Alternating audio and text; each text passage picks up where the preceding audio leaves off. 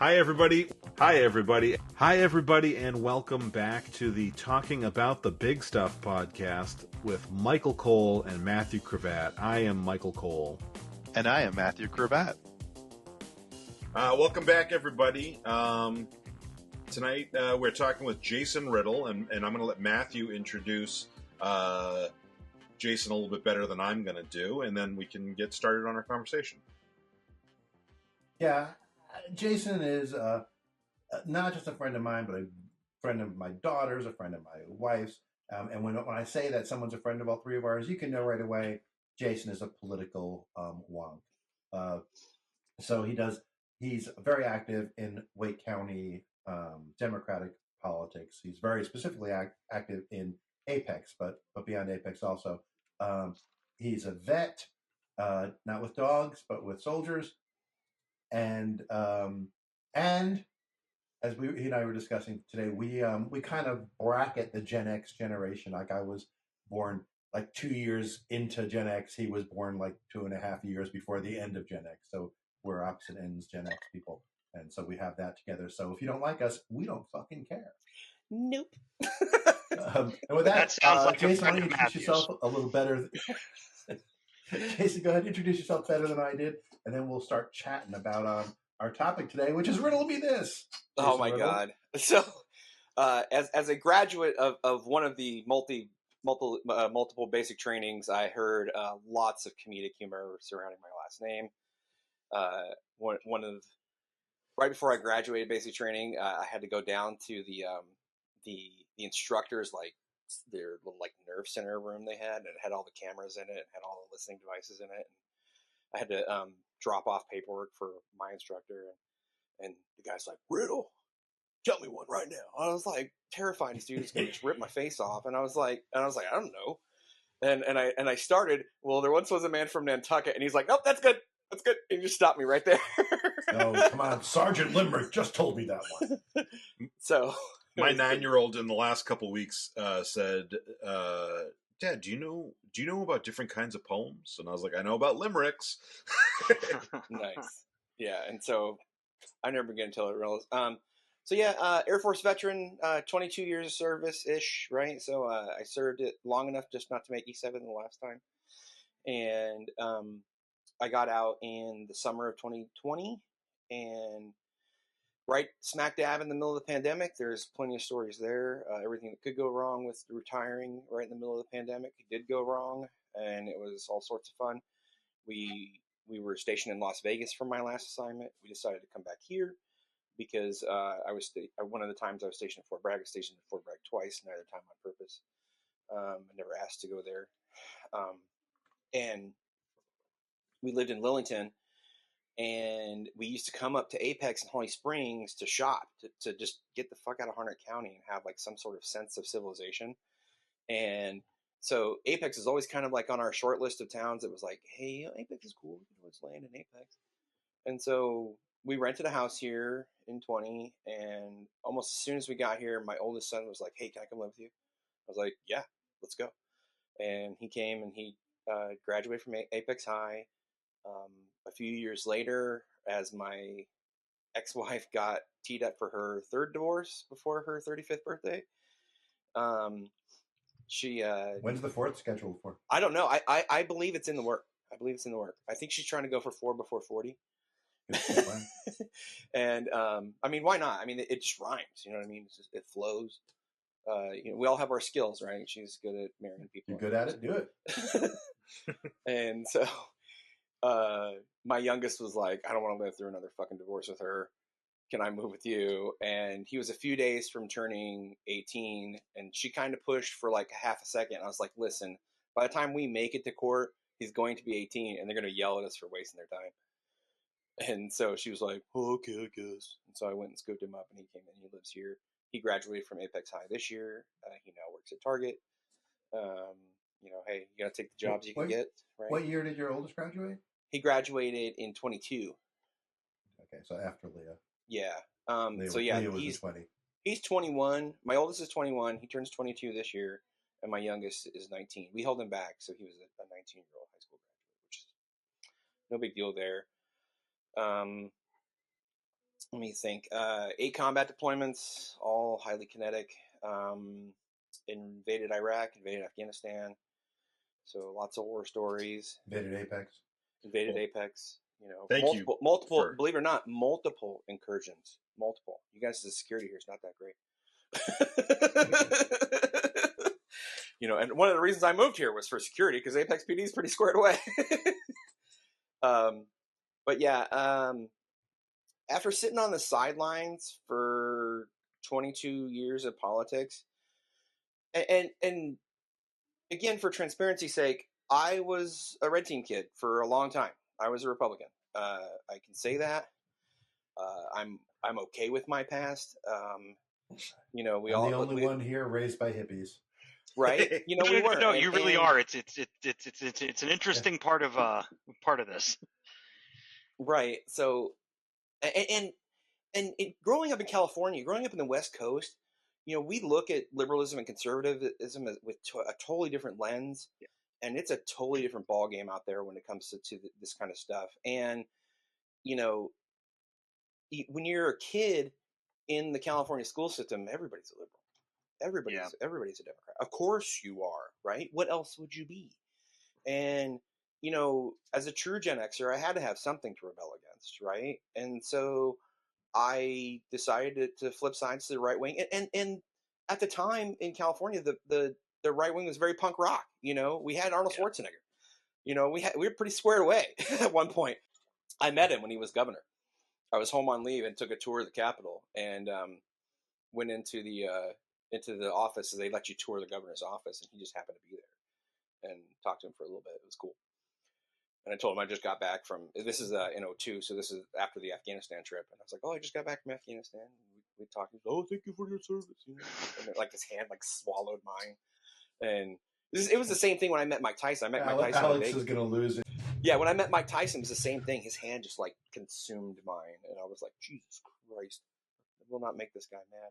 So what was your inciting incident to flip from the Sith to the Jedi? Or from the corrupt Jedi to the freed Sith. Yes, the Sith's code says my chains are broken. So, I left seeing kind of some of the writing on the wall in like 14 and 15 and even in 13. It's funny because we're looking down the barrel of a government shutdown, and I was in Belgium for one of the Obama year shutdowns, which was kind of cool from a certain point of view, but also kind of scary because we didn't get paid. Yeah, it was like your salary was up part of the shutdown, right? But what was dope about it, and here's what's hilarious, is so the Belgians Belgium. That's what's dope about it. I mean, well, más o menos, right? It's got its issues too. Waffles and chocolate. And we're in southern Belgium, which if at the time it's called Wallonia, right? And it still is called Wallonia. So Wallonia, Flanders, and there's the area around Brussels, right?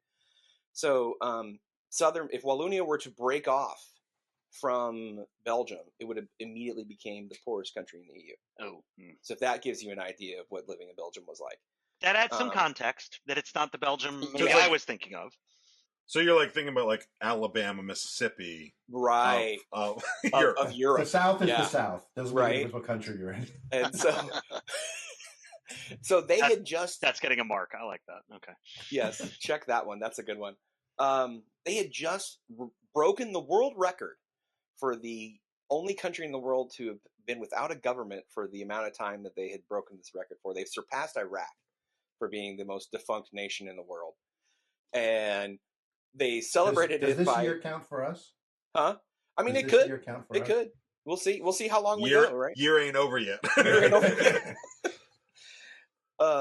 It can get worse. It can get a lot worse. So we told all our Belgian bill collectors, like my landlord and people who pay, the gas and power and all that kind of stuff, and about what was going on with us. And they're like, "Oh, it's okay. We're used to the government not working. So just pay us when you get your money." So I was like, "Cool story. Thank you." Because I knew I had friends that were in Germany at the same time, and the Germans were not as accepting. They were like, "You're going to pay us now, or sell a lung or something. We don't care. Or the rent's getting paid." Yeah. So, but yeah, it was a good time. I decided to come to the Sith, if you will. When I saw some of that writing on the wall, I was a fan of the Tea Party at first, but again, I was okay with some of the things that were going down. But you're very sheltered when you're in the military from a certain point of view when it comes to national politics. I mean, which is part of the reason why I think that, GI should be apolitical as much as they can, because we don't get the full story. And I mean, does anyone?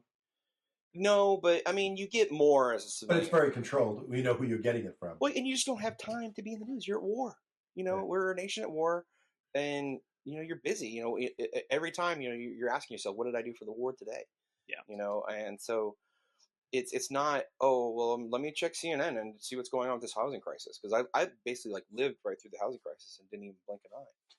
And so coming out and coming back to the States after Belgium, I started to kind of really question with what was going on. And when the majority had flipped in the midterms during Obama's tenure and the Republicans got control, I expected a lot more adult-like behavior, right? I mean, my whole life they've been telling me that they're the adults in the room. We're the adults in the room. We're the adults in the room. And then McConnell comes out and says his only job is to make sure Obama's a one-term president. That's right. his only job. And I was like, this is not very adult. And, and I have my issues with Obama. I felt like my issue with Obama was I felt like he always felt like he was the smartest guy in every room. And now I kind of can go back and look at that with a positive aspect and be like, maybe he was the smartest guy in every room. Maybe he was the smartest guy in some of these rooms, And so I decided to flip officially after Trump was elected. I was like, okay, so I'm probably going to go blue because there's really nowhere else to go. We were in Nevada, and I voted for a whole bunch of Democrats there. And that was the first time I had done it in my entire life. And I felt like a little dirty. And but then I started telling some of my family members, hey, I'm not registered as a Democrat yet, but I just voted for a whole bunch. And they were so I'm going to cut you off, Jason, because that's what I do. And let's say in the atheist world, we have kind of an axiom that there's no one who's more evangelical about their atheism than a recent deconverted person. Right. Like the time you leave religion is the time that you tell everyone that you don't believe, and you argue and debate, and you watch debates, and you care about debates, and it's what everything's about. So I'm going to jump you ahead as a deconvert from the red. What what are you currently studying and doing? I'll just leave it there. What are you currently studying? What are you currently doing? So yeah, I am a full-time student. I'm at NC State. I'm a poli-sci international politics major.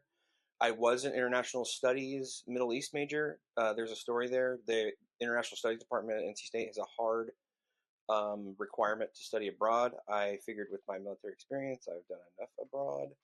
And it was a fightable and winnable conflict. But, Matthew, you know as well as I do, 50 is right around the corner. Do I have to fight every fight anymore? I had enough credits to just roll into poli-sci with already some stuff already done. And now I have a minor on my record for Middle Eastern studies. So I'm still kind of getting the same thing coming out of the school. Just no, I don't have to go overseas. And I really don't want to, because I straight up threatened him. I was like, listen, I still have an active diplomatic passport. You really want to let me off the chain in Europe? Do you know where I used to live? Because they wanted to send me to Brussels. I was like, I used to live there. Do you really want to let me off the chain? You really think you're going to let me? You really think I'm going to shack up with a 19-year-old freshman as a roommate? You really think I'm not going to have a car? You really think I may not have a villa? Right? I'll be where you tell me to and when, but I'm going to do whatever I want beyond that. And they were like, well, you'd have to, or you'd get sent home. And I was like, or I would go home of my own accord. So, it was just an easy flip. And that's where, and the reason why I'm there now is I took one civilian job at the movie theater here in Apex. That was my first civilian job I ever had. And, well, since I was in the military. And I realized there I need a job that's impactful. And that's also what's driven me into politics, too, is my work and my labor needs to have some sort of impact that I approve of, that I enjoy, right? And that's where I am now. So I am a firm believer in the U.S. is overdue for a reckoning with the global South. We're overdue with a reckoning for how we treat our brown allies, and we turn our back on quality relationships because of skin color and location way too much.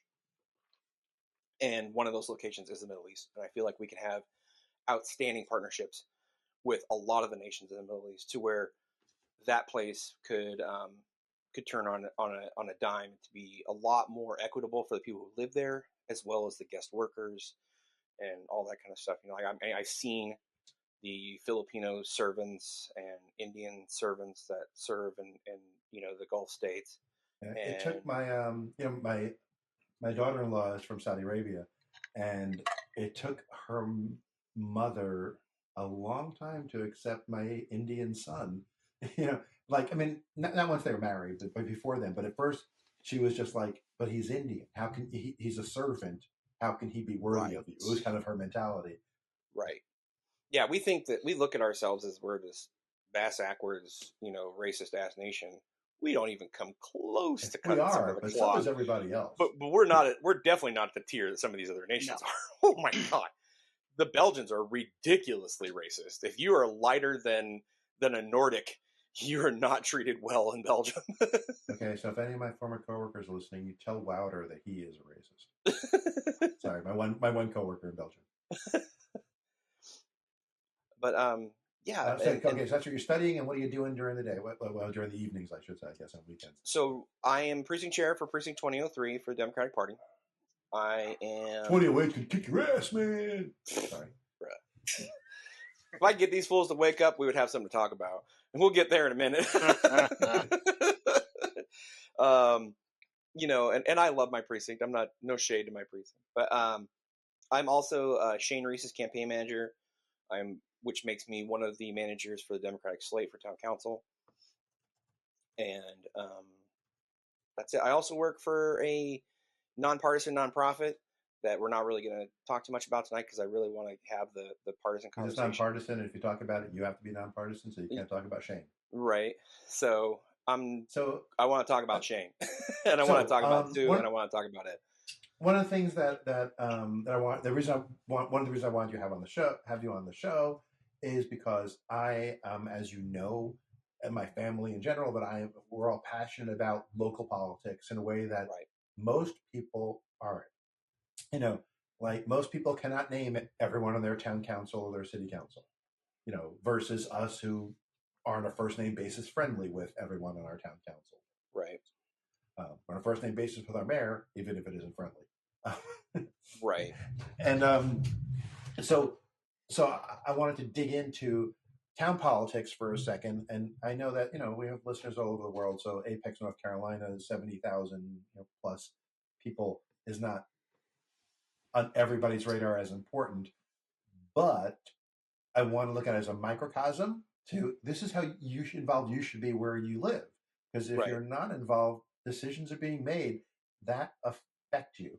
It's like the big thing in Apex right now is there's grumblings and rumors of more than rumors, but that there's a data center wants to go in Apex.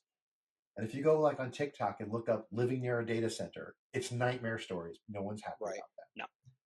And it has not come to our town council officially yet, but it will. So knowing where people stand on that, important thing. Things that will affect people. There's a town in North Carolina. There's a neighborhood in Apex that has like the power company has facilities in the middle of the neighborhood that was like okayed 20 years ago, and people who live in the neighborhood had no idea until they started building that. 5 town councils ago they approved building this eventually in the middle of the neighborhood. So it's good to know what's going on. So our town council is made up of 5 town council members and the mayor. And the mayor. How many? What's our current status for the election? How many seats are up? How many people are running for those seats? So we have 3 seats up technically. 1 member is running for re-election. That's Ed Gray, and 2 other current members are going to they're ending their term. They're not going to run for re-election. I don't want to say resigning from the council because I don't think that's that necessarily. Finishing their term and just don't want to. Yeah, they're wrapping it up, right? Yeah. They're hanging up the spurs, if you will. They accomplished what they meant to do, and they don't mean to have a career in politics. Right, which I think that's pretty noble, and I feel like that's what politics is kind of meant for. You know, I got involved in town council politics through kind of a weird way. So I was a member of Honor Yoga in Beaver Creek, which was owned by Arno Zegerman. Owned by one of our town council members. And his wife, Carla, right? I was kind of on the hunt for a yoga studio anyway. When I moved here, I am so broken from the Department of Defense that really all I do is yoga and swim. And so, you know, you can hate me in the comments and call me a super duper libtard if you want to, because I don't like avocado, so I don't eat avocado toast. So yes, our listeners will call you a libtard. That's very likely. Go ahead, please do. You know, speaking of that word, I just had a conversation with Ed a while back, and I was like, you know, when I thought about switching parties years ago and coming over to this side, I never thought it was going to be this hard. I never thought my libtard life was going to be this hard and this challenging and this painful. And he goes, "Ha! Welcome to the Democratic Party, where all the firing squads are circular." And so he laughed and I laughed. It was a good time. But yeah, I met Arno there. He used to kind of run the store on the weekends, and when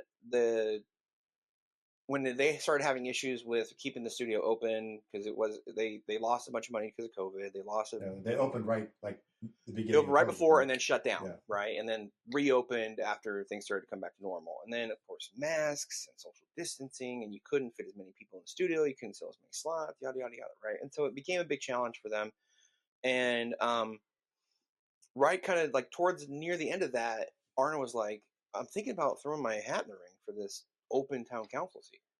And I was like, "You should do it." I'm not gonna lie, I considered it. And I was like, "Yeah, dude, do it." I mean, because I didn't have the street cred in Apex. Hadn't been here that long. And so he got that spot. And then 2023 was up for re-election, right? Because, you know, and of course that was something that was a point of contention during our race too. And so he runs, Terry Mahaffey runs for re-election as well. And then Tayon Williams-Dancy runs of the three of the Democrats that run. And there's 2 seats available. So the party, under what I like to call the old mean girl regime, did not endorse anyone except for Terry. So who was running for re-election? Right. So we got no support from WCDP or Apex Dems. And that's when Arno was technically semi-re-election, right? Because he had been appointed on the board to the slot, and now he was running for the first time to stay in that. Yeah, I mean, he was running for election, but yet re-election at the same time, right? You know, we'll say that a former regional vice chair that we had here challenged his incumbency actually while we were poll greeting during the election. And I was like, "Well, I think if you're in the seat, you're an incumbent." And she was like, "Well, I guess so." I was like, "Exactly." So, but yeah, and that individual definitely was aligned with one of the other races, made it pretty well known that she was aligned with one of the other races. Were her initials the same letter repeated? Was it like MM or HH or something? It could be Kilo Bravo. Let's not use HH, okay? HH works. No, let's not use that. I guess I'm more into that. I'm allowed to use it. It's clear you're I'm allowed. not meaning that when I say. There's a joke I don't get here. Yeah, it's good because you're not robot would like you. HH. Yeah. It's, but anyways, white supremacist dog whistle is it? Is that what it is? Oh my. Yes. A little bit. No. So she is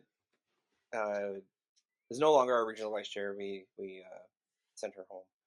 And so there's people in that environment who's the reason I'm not engaged with the apex level Democrats and the Wake County Democrats as much as I am the candidates. Right. The party, because of those people that were in that realm of the party who kind of drove us out of being engaged in the party.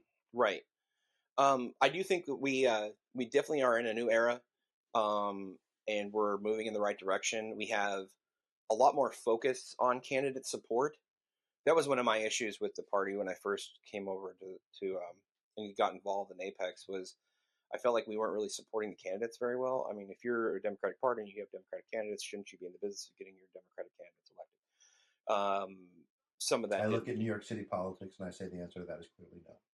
right, and that you're right. And I was too much of a rookie to know that, and still kind of bright eyed. Like it's like you said. When you're recently converted, you just want to tell everybody how great it is to be a Democrat, right? Yeah. And so It's sorry. go ahead, I just Mike. want to interject. I think it's interesting that, like, obviously, if a Democrat needs to lean further right in an area, the Democratic Party can get behind them. Like, they understand that, like, oh, you're in West Virginia. We don't love that. I'm totally spacing on the guy's name.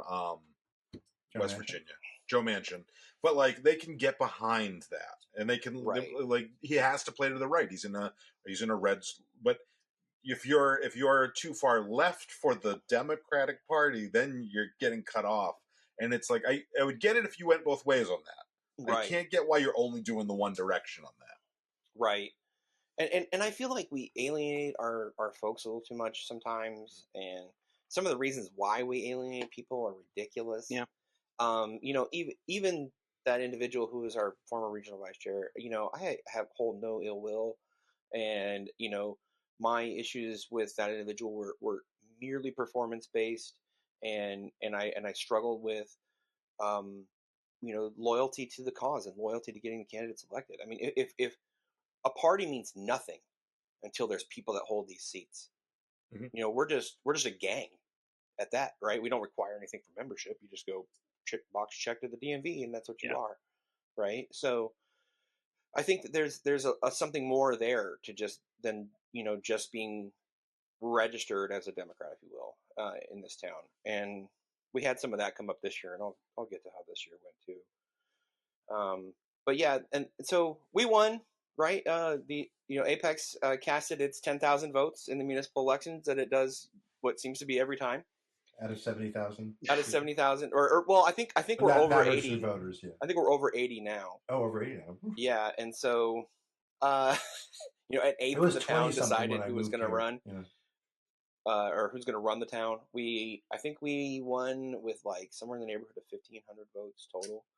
And I think the next one below us was like 14 some change, 13 some change, and then that last Democrat, she was at the very bottom of all 5 candidates.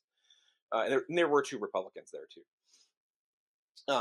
And again, speaking to things are different in Apex, and they don't have to be this way everywhere else, or they don't have to be this way here, but they are. Our Republican candidates were pretty friendly, and they were pretty professional, and we just didn't agree on this particular topic, and I don't think we would in the future. Now, one of those candidates came back at 24, and he was a big jerk, and I wasn't okay with him then. I still really am not okay with him right now. He, if you voted at John Brown Community Center, you know that around the door going into the gymnasium, there's usually like a yellow tape, or there's some signs that says no electioneering past this point. Right? We call it the border. Right? You don't cross the border and engage in campaign activity. Well, one of the former candidates who worked early voting with us, and who was there all 21 days of early voting in 2023, in 24, hops over the border with a damn Trump hat on and Trump cowboy boots on, and starts dropping lit to the crowd.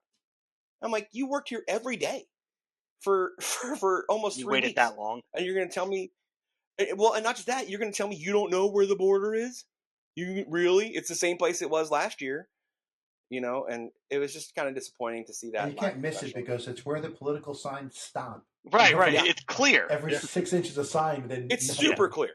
Yeah, that's really disappointing because I'm in Cary. I'm like I'm within walking distance of Matthew's house. So like I'm right on the other side of the border. And in the 8 years I've been here, I have had zero issues at the polls with anybody. Like they are really respectful of that line. They're typically like, do you want the I forget what the cheat sheet essentially. Slate card. Slate card. Yeah, they both, both sides will ask you that, and thank you for voting. They'll give you, a sticker or whatever. They're very good about that. And you hear nightmare stories in other places where they've, made it illegal to give people water and all these other things that are being done. And I've not had that experience. And so to hear that, 5 minutes away from me, it's going on just in a different voting spot is really disappointing. Well, it's disappointing wherever it happens. It is disappointing wherever it happens, but our town has grown into what I'm calling it the eye of the hurricane in North Carolina politics. And what's the current breakup in our town? What do you mean? For voters? Like our divisions? I don't know where the line is. So I don't know the percentage of Democrats. I don't know the exact percentage, but it's about a third, and a third. I mean, it's not exactly a third and a third. It's right, like Democrats, Republicans, and like me, unaffiliated. But mostly unaffiliated are people who really line up with one or the other. They just, like me, don't vote, don't register. Although the left-leaning unaffiliateds are starting to thin out. We have a lot more right-leaning, heavy unaffiliateds, and it seems to be kind of the sanctuary city, if you will, for those who are not really okay with all the things that are happening in the right wing, but not really ready to commit to being Democrats. I mean, I'm not going to lie. I lived in that space, so I don't really judge it. But at the same time, maybe it's time to think about what you see with your eyes and if it's real. But yeah, we processed 65,000 voters here in 2024. More than any other polling place in the state, and there were a couple of times where we beat the nation for a number of voters processed at our individual locations per capita. So, but part of that is a reduction of like early voting locations. So people have to there's a lot of math and stuff in it too. Yeah, but it was pretty awesome, and I had no idea that people were going to come in that drove, and just, it was insane. And it was a good time in 24, but yeah, tensions were a lot higher, Michael. I almost was envious of some of the other sites because I knew that they were a lot more chill, and we had Michelle Morrow volunteers there every day, and they were not associated with the Western Wake GOP, but even the GOP kids didn't like them. They were like, fuck, they're back. Oh boy. And because they broke all the rules, all the ways to get us in trouble as volunteers, they got us in trouble, and they would cause all this trouble, and they would leave, and then 3 new ones would show up, and they would cause a different type of trouble, and it was just this never-ending cycle of just assholes. There's really no other way to put it. And one can say that that's the nature of her campaign. That's the kind of folks that gravitate towards her. And yeah, they're probably right. I myself got into it with her kids in the primaries. She 2 of her sons came to the polling place during the primaries, and they were there for only about an hour and a half. And the one kid wanted to act like he wanted to do more than talk. And then his brother kind of like started to tee up, and then these 3, military age males, right, kind of roll out, and now there's 5 of them, and there's me. And I was like, well, if you want to do something, I'm here. And they blinked and they left. But, that's just Jason's the type going of to be playing Reacher in the next season. Right. Reacher, by the way. No. Nice. No. Matthew, I'll tell you what, brother. There's a reason I shoot straight. It's because I don't run fast. Out of necessity. So I made sure I mastered one of those skills. Because I don't run fast for shit. I'm not a badass, but I'm just not. The DOD trained me and raised me, and I'm also from a not good place in California. You just don't back down from a fight. And I'm a Brooklyn boy. I hear you. Yeah, you hear it. When your back's against the wall, you swing your way out. Yeah. So you're essentially saying you're Indiana Jones when the guy's swinging his sword, and you're like too tired. Yep. That's pretty badass, honestly. But yeah, and again, I've never carried a firearm at John Brown. I've never carried a firearm in any of those environments. I just do my job. So speaking I of do Jeff, want to talk to us a little bit about Shane, because I want to give you a chance to politicize your candidate, and it's getting late in the pod. right. Yep. So Shane's awesome. And there, I'm kidding. I met Shane through another podcast. So Shane used to run the Peak City podcast, if you guys are familiar with. And I'm from Apex, so I am, but they're not Apex scenes. I think I've heard of it. I have not listened to it. We're kind of defunct, right? We're not a thing right now because there's obviously a campaign going on. And my neighbor 2 doors down was buddies with Shane, and she used to do the podcast with him. And she was like, "Hey, you're interested in podcasting? Would you like to meet my buddy who runs this podcast?" And I was like, "Yeah." And I was a guest host on one episode, and we had Bill Jensen, the former town councilman, and we talked about solar power. It was a good episode, and Shane and I hit it off almost right away, and we talked and we talked and we talked. We align on a lot of issues. We're pretty good buddies, and when he told me he was talking about running for town council, I was like, "Well, can I manage your campaign?" And he goes, "Well, I can't pay anything." And I was like, "I don't want to be paid." So, and that's how that relationship started. But Shane's dug into Apex as deep as one can dig.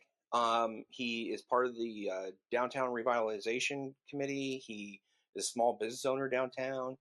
He graduated from Apex High.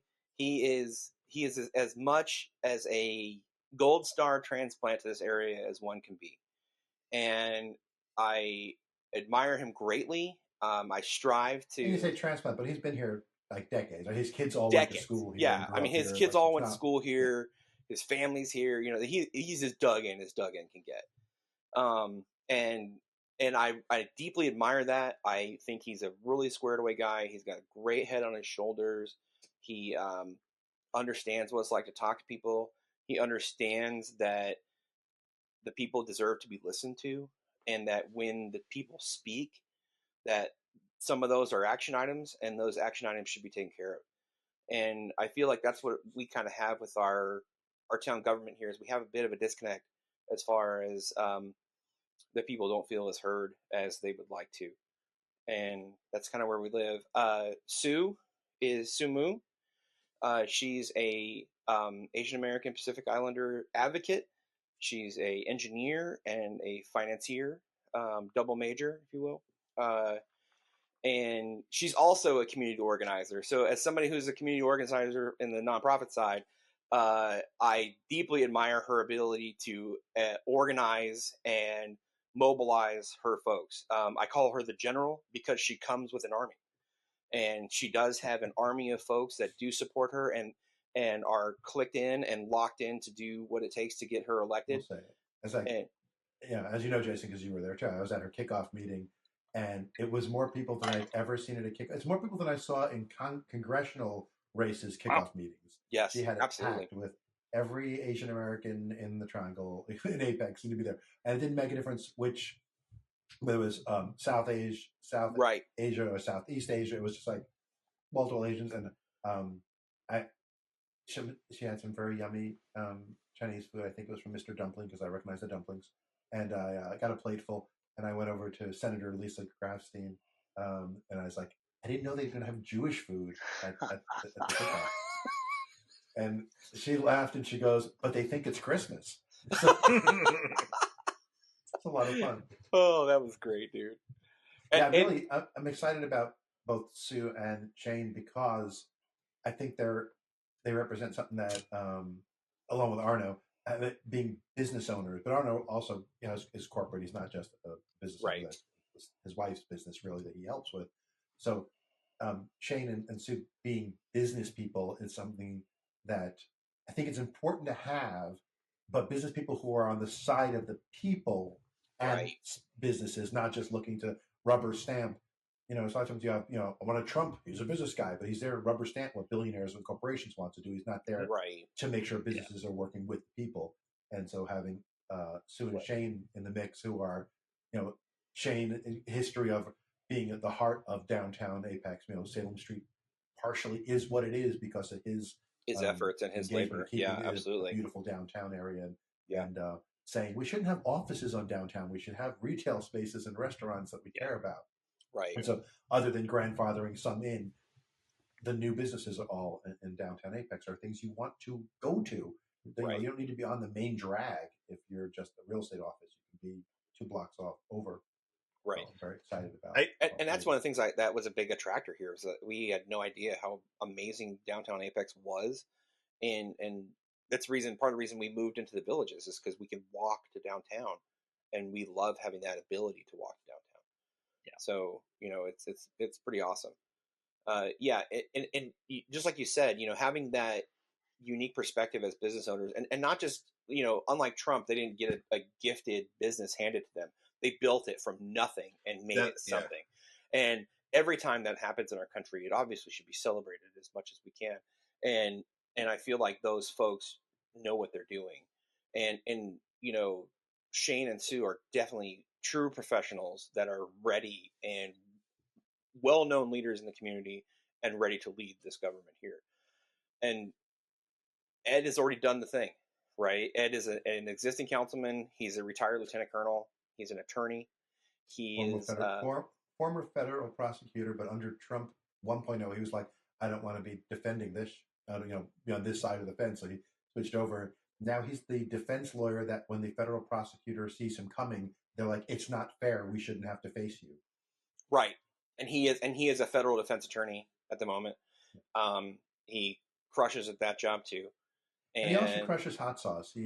I'm able to take really hot sauces over to him at events and say, hey, try this. And he tastes them the way I do. So nice. True love and respect. And his wife is one of the best people I've ever worked with. I worked with his wife for decades. Same. She's amazing. Kim is outstanding. We're lucky also, to have... Also a lawyer. She's a lawyer who had to keep me reined in the pharma world. Wow, that poor lady. Yeah. Yes. She I'll say it live. She hit me multiple times at work. And sometimes did you earn those though? Sometimes I did. But one time was when someone asked her a question and she didn't respond, and I looked over and she was Christmas shopping on her laptop during the meeting. And I called her out. I was like, when you're done buying Christmas presents, maybe you can answer the question. So I don't know that I deserved it that time. The other times I certainly did. But that time I don't know if I did. But yeah, I'm truly proud of our entire slate. I am truly lucky to have the opportunity to serve them, and lucky to have the opportunity to mentor them and have mentorship received from them to me. We're just truly a blessed organization. We do have some opposition out there. Yeah, there's like 30 people running. It feels like it. We have 9. It's officially 9. Somebody just threw a hat in the ring, running as a write-in, right? Yes, that we'll get to him in a minute. Yeah. So I guess we'll cover the Republicans. So Mary Muskimen is running was one of the Republicans that's an endorsed candidate. Adida, I don't remember his last name. He's running as an endorsed candidate. And then we have a write-in candidate who was a previously endorsed candidate in 2023, Gregory Lyon, who's running as a write-in candidate. I know Greg a little bit. Like I said, we worked together for 21 days every day during early voting. So you can't help but talk to somebody because there's no one else there a lot of the time. And Greg's hilarious. I don't know what he does now, but at the time he was a financial advisor. And so he would tell everybody, hey, I'm Greg Lyon, I'm in finance.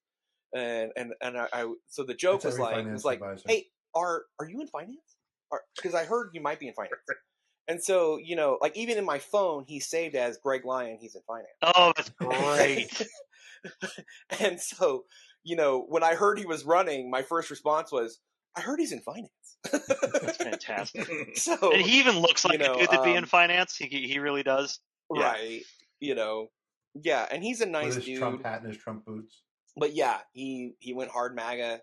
He made that hard right, if you will.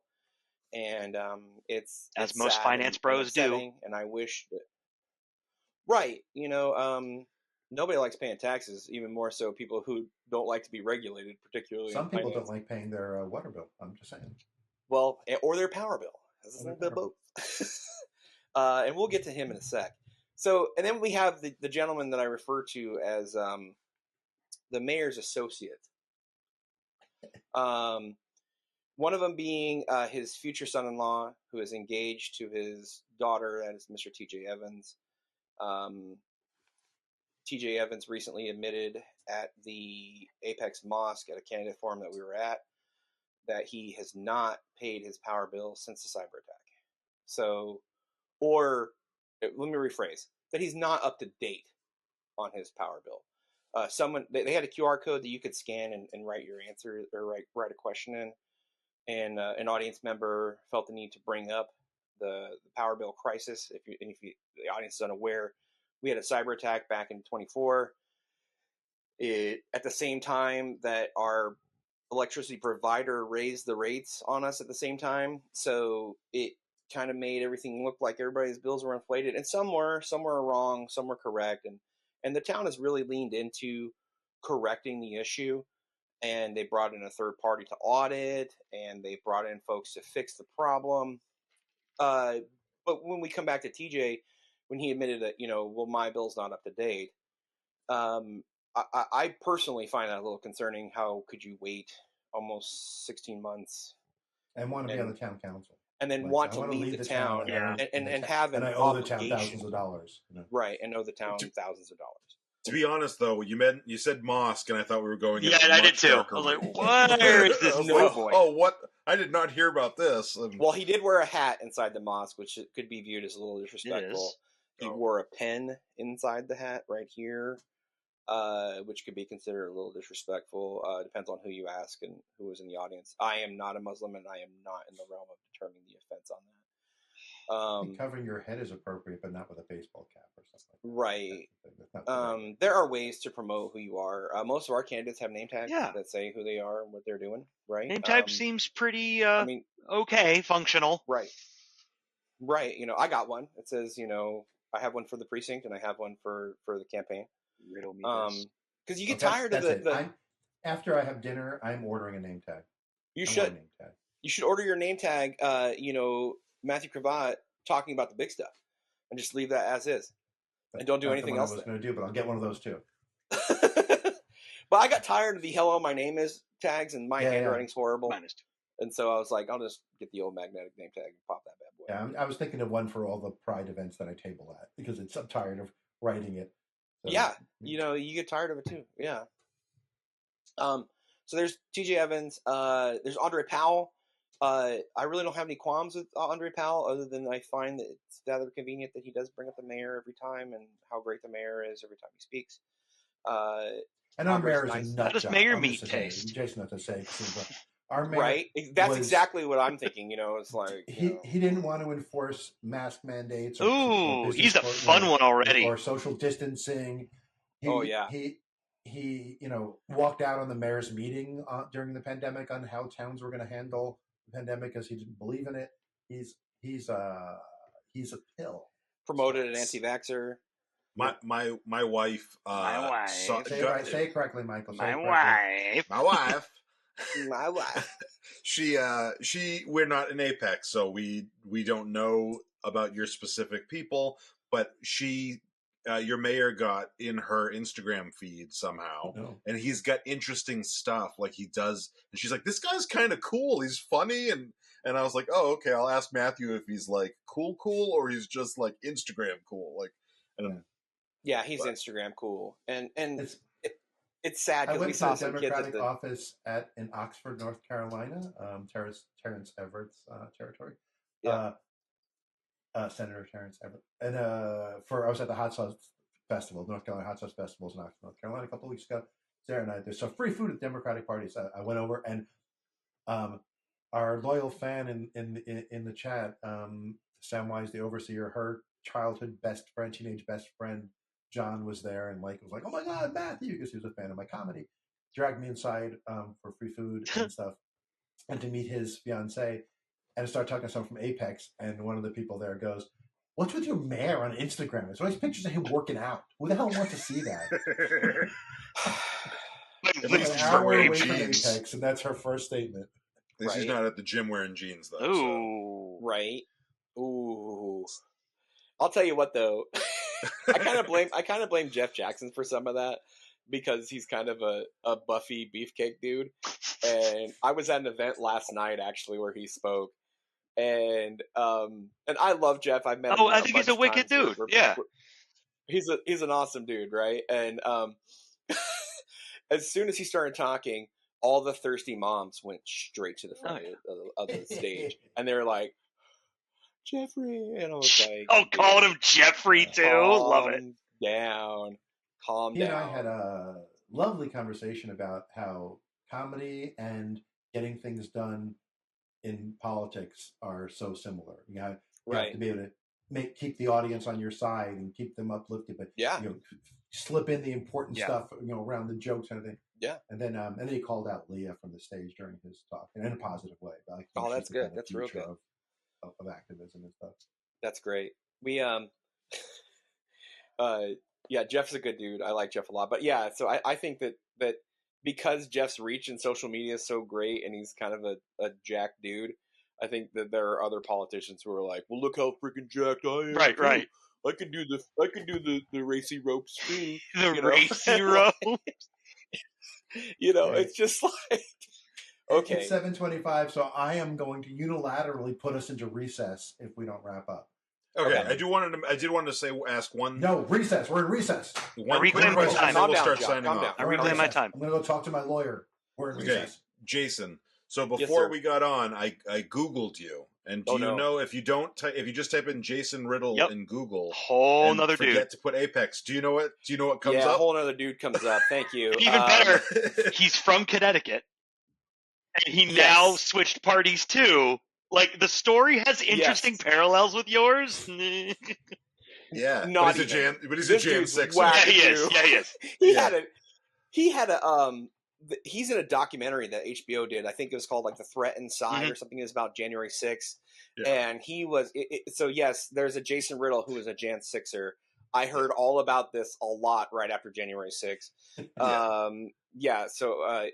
There was just a minute when I Googled it, and I'm like, this can't be the same one. And I'm like, I'm going to add Apex to the end of this, and immediately that cleared it up. So he's a log cabin Republican. Oh, and if you guys know what that is, that was the gay Republicans. So he's a gay dude married to another guy. He had a Trump Christmas tree in his house during that documentary. And recently, I've heard he's switched to our side of the fence. And hey, we're a big tent. You're welcome aboard. But definitely, his folks should keep a side eye on him, and be leery of what he's willing to volunteer for. Yeah, we are not the same person in any way, shape, or form. I've been pulled into many of the "you're a white guy with a beard" thing, and so you must be this guy. No, I'm not. And here we are, all white guys with beards. I literally, at one point during this podcast, was like, "How when I edit this episode, I'm going to line it up so it's just like shades of gray going across." Oh my god, that'd be great. I will be so happy to see that. But yeah, thank you guys for the opportunity. This is great. Course. Yeah, I know. I'm aware of the other Jason Riddle. He's an interesting character. Hey, it takes all kinds to make this country and this world move. So it is what it is. Mike and Alex, I want to apologize. I thought that's the Jason Riddle we were getting. I didn't realize. Dude, yes, there's a reason you don't book guests. The Wish.com version. Yes, if I remain a Wish.com insurrectionist, I'll be happy with that. Oh my god, the Timu insurrectionist. Yeah. If I'm a Timu insurrectionist, I'll take it because I'm so far from one of them. Oh god, that's fantastic. No, I did also want to say thank you for your service, which it's also really nice to hear, huh? Past and current, your military service and your service in politics today. Absolutely, more, but I love my community. We hear all about military, and vets being conservative, and I get that there is a truth to that. But like one of my best friends is a vet who is probably borderline socialist with me. We don't talk that much, so I don't know exactly his. Is he real, or is it a lot of friends? He's a real friend. Okay. It's not Adam. I mean, people thought I was fake. We're not sure still.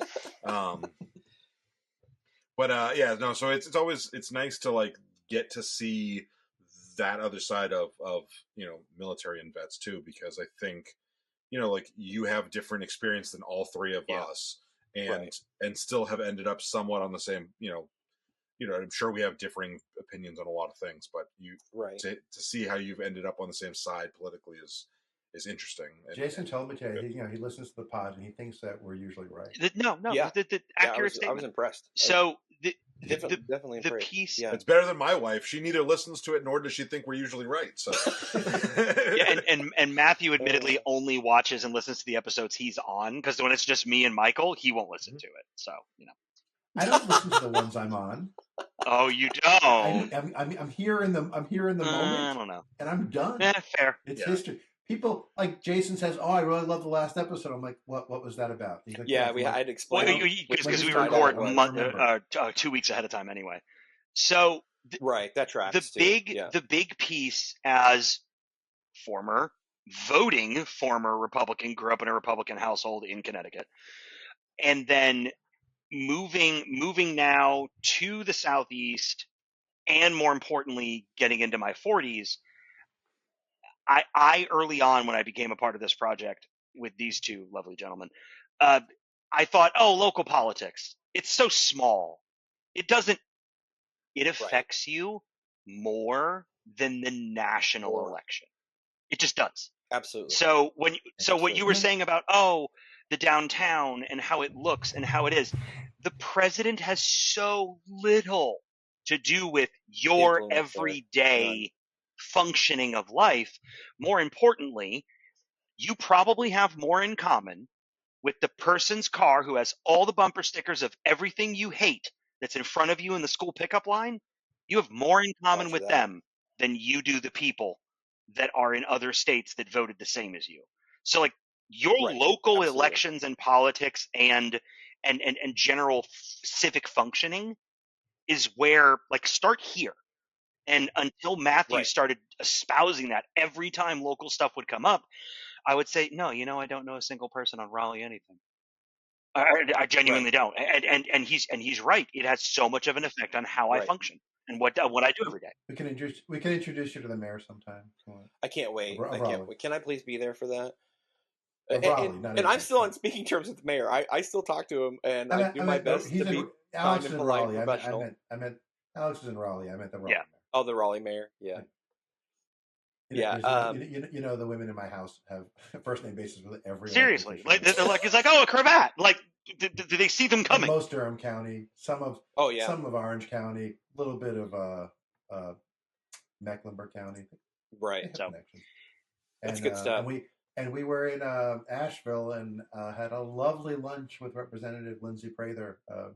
See this? That out in Nashville.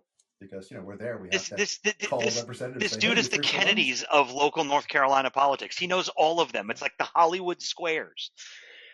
So be it. You might as well get involved, right? You might as well get to know. He's got all this free time now. They're just your neighbors, right? And they are your neighbors. Yeah, I mean, because like Arno and Terry and Audra, all current town councilmen, and to a lesser extent Ed through his wife, were friends of mine before they were my town council. Like we were just people who were active. I mean, Audrey, we were friends for 15 years. But like Terry and Arno, because I'm involved in politics, we just met at political things, trying to get things done, and we just became friends. And then they decided to run. I was like, my friends are running for office. I met you guys. I can't do that because people. I met you guys at an event for Arno's campaign. That's when I got introduced to the Cravat family. Was at an event for Arno's campaign. So. But before we bounce, I do want to touch on something real quick that Michael mentioned about veterans. The Global War on Terror, or the GWOT, has raised a unique veteran base that I don't know if the country fully understands yet. Because we were attached to the longest war our nation's ever touched, we have come out of the back end of that as your non-atypical veterans. And you'll notice that a lot more GWOT veterans are becoming more active, and definitely a growth in the left wing than I would have ever expected during my time as a Bush Republican in the military at the time. A lot of my brothers and sisters in arms have seen the writing on the wall post retirement or post service, and they're like, yeah, we're definitely not voting for any of you assholes ever again, and we're actually going to make sure the other guys win now. And so, I think that we have a unique attitude there that no other war that our nation's ever been in has touched, because we went through a lot in the GWOT that I don't think the country even understands. Was that more what that conflict brought, Was it more the generation that most of the veterans and armed forces members are? Is it because of the current political I think it's climate? all of those. What drew it in that direction? D, all the above. Okay. Yes. And also with that too, we fought Al Qaeda and ISIS and the Taliban because they're bullies. They're in America, they would be low tier criminals. Yeah. In Iraq, Afghanistan, and in Levant, they're dangerous because they have, and to quote Matthew, they have access to very dangerous weapons, and that makes them more dangerous people. So, there is something to be said about access to weaponry, and I will never admit that I said this publicly. do our veterans marking from that GWAT all use the term Levant? Because I feel like it's a word that, like, in the last 30 years has disappeared from the civilian vocabulary. Those who went and fought ISIS definitely do. Yeah. Alex, Michael, you know what Levant is? I mean, I don't know. I don't know. No. So it is the area, what we now just say Middle East for the whole Middle East. Right. But it used to be kind of the Middle East and Asia Minor, and Levant was the area of Asia Minor. That's like Israel and Jordan and kind of those countries that are all around that area. But kind of like north of the Gulf, like a stretch north of the Gulf area. Like it used to be before you talked about Israel and Palestine and stuff. It was just Levant. Like those people lived in Oh, Levant. now I see it. Okay. Area. Oh, yeah, that's all and conflict zones, like in a pocket, all of them. Right, and they're like, I guess, the western side of the Levant, and I'm more familiar with the eastern side of the Levant. Yeah, okay. So, like, the other time you see it now is like restaurant names. Sometimes there'll be a restaurant or something like that called something Levant because that's the same style of food and stuff. Like they have a shared culture more than other parts of the Middle East. Like, the culture is different. Like, it's kind of like how Lebanon is different culture than most of the other Middle East. Right. Jason, but back to what Alex you had said is that we went over there to fight bullies and to punish bullies who had attacked our nation and attacked our partner nations and continued to attack our partner nations. And we come home, and then there's a new flavor of bully that's in town, right? And as Gen Xers, we grew up with every movie was about bullies needing to be taken down. It was literally every movie. The media, we grew up with definitely. You crush the bully, right? And so I think that's part of the reason why you have this shift of those of us who were Bush Republicans in the Bush years that who were in service at the time, and then now we're like, no, fuck all you guys. You're not gonna hold the seat. You guys. That's how I expected it was. But then at the same time, I thought, and still do. Oh, military, conservative family, military, conservative person. Like, it's just the expected. But if you look at voting statistics, there's no way they all are. And there's an example, you're not, right? So the conflicts that our parents fought in were very different than the ones your generation did. So absolutely. And they fought communism, right? Which has an attachment to the left. If we're talking about a political spectrum, right? They don't understand they're connected to that, but it's an absolute connection to that. Right. And so, to be a Cold Warrior or a Vietnam veteran or Korea veteran, to be a warrior against communism, that automatically means you're attacking the left. The us not fighting an actual country and fighting a group, terrorist organization, or a criminal organization. I mean, we went after them as if they were criminals. That's why there were FBI agents in Iraq and Afghanistan. That's why there were CIA folks. There were Office of Special Investigations people who investigated them like they were criminals, because they would always start with some sort of criminal activity. They would start with stealing money or raiding farms and raiding arms storages, and then suddenly they get when they got radicalized, which just means that someone talked to them about Allah, and now they can justify their criminal action under the guise of this now religious terrorist group. And also get funding and backing and health insurance, because Al Qaeda did have health insurance, and life insurance and all these things from those networks. So, yeah. Sorry, one last quick thing to add on to what Alex was kind of saying, but like, if I followed the timeline correctly, you joined pre 9/11 and served through. Yes. Okay. I wonder too, because my friend that I mentioned, it's also a veteran he joined in like 2000, served through, and I wonder if that's a different perspective than anyone who was full out before 9/11 or who joined after 9/11. I wonder if you that were already committed to the service had, because it's different. There was lots of people who joined because of 9/11. Oh yeah. And they may have a completely different political take than you do. Oh yeah. Because of that. And people who were out may not understand it in the same way either. People who had retired or whatever before 9/11. I feel like that's we another actually called window. them the 9/11 babies. Yeah. Oh yeah. Yeah. Because they were born into the service because of 9/11. Okay. Which was funny because 2021, the 9/11 babies turned 20 years of service. And a shit ton of them punched out, and a lot of experience walked out the door of the Department of Defense in the year in 2021. They're the folks that are left, as they're walking that chain up to their 20th year of service, the experience from the pre 9/11 world and the post 9/11 world is starting to dwindle, and you're really kind of have folks that are in charge of the military now that kind of understand the ISIS fight, and maybe that was it. Fair. Okay. So yeah. But luckily, we have a really it never changes. It always keeps moving. It's a machine. We have a really good guy in charge. Yes. So that's of the military. Hey, so the guy who wants to be Secretary of Defense, push that bar down further, Pete, and that way this guy can step over it, no problem. There is no more Secretary of Defense. Well, there is by law, right? And and there's a right way to do things, and there's a wrong way to do things. And then there's Pete's way.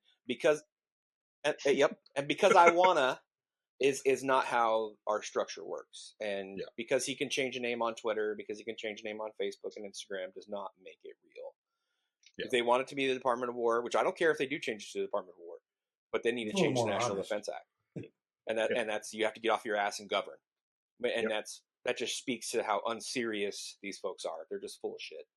It's all most of this admin is podcast bros and entertainers, and the way that they conduct themselves to try to get the most likes, tweets, and hearts and everything. It shows.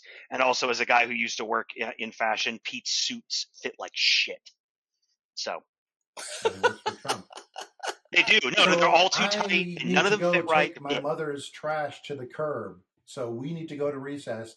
Before we do, Jason, I'm giving you plug talk. 1 minute close. What's your main takeaway? Please remember our Democratic slate this November and this October for the town of Apex. Shane, Ed, and Sue, or vote yes to ESS. That is Ed, Shane, and Sue. Come out and vote. There's a number to beat. It's 10,000. If you can come due north of 10,000 for our turnout, please do. Check out your municipal elections, or wherever you live. There's municipal elections all over the place. Be aware of them. You've seen this. You've seen the yard signs. You know they're there. Alex asked last week why people have them, and I gave the usual answer that because they work. We know that, but also most people wouldn't know there was an election if there weren't. Very true. Mm-hmm. Yes. Especially on a year that isn't midterms or just the municipals. Like this is like it's just your town councils and city. You're not hearing it on the news. You're not going to even think about it, really. Yeah. Right. Yep. I like it. It's so and you know sad. what? It's not about where you're hearing it, Alex. It's where you're seeing it. If you're seeing this on YouTube, what I want you to do right now is like this video. And not only like the video, that's just the first step. Just like getting involved in local politics is just the first step. Subscribe to the page the same way you subscribe to all the different politicians' social media so you can hear what they're doing, because the media certainly isn't covering it. And just like you want to be notified when they say something, ring the notification bell for us here talking about the big stuff, because you want your eye holes to be filled with glory like this as soon as possible. And if you don't want to watch video, if you just want to listen to audio, I don't know what to tell you. Mike, do you have any ideas? Sure, yeah. Go on and hit follow or plus or whatever your app of choice uses. Give us reviews or a thumbs up. That would be great too. And if just giving us the free support isn't enough for you, you could also join us at patreon.com/talkingaboutthebigstuff, where we have 4 options for you to support us. one for free. Options at patreon.com/talking about the big Not stuff. one. There are 4 options at patreon.com/talking about the big stuff. So there's the $0 option, which gets you the same feed that you'd normally get, but through Patreon. There's the $1 option, which gets you everything a few days early. The $3 option gets you the stuff that the average person doesn't get to see because Matthew gets edited. Although this episode, there's not that much. Jason's here. I'm on good behavior. I'm not going to say, hey, take your fist and shove it way up into someone's ass until you can feel their organs pulsing around it. Grab an organ and pull it out and lick it. I won't say that while Jason's here. I am not at the same tier of gross as you are, sir. Yeah. You have to edit. And then there's the $10 option, which gets you our pre-episode discussion, which I thought was really good tonight. So that is something that you should be joining for. And that's it for the Patreon stuff. Matthew, do you have any last thought?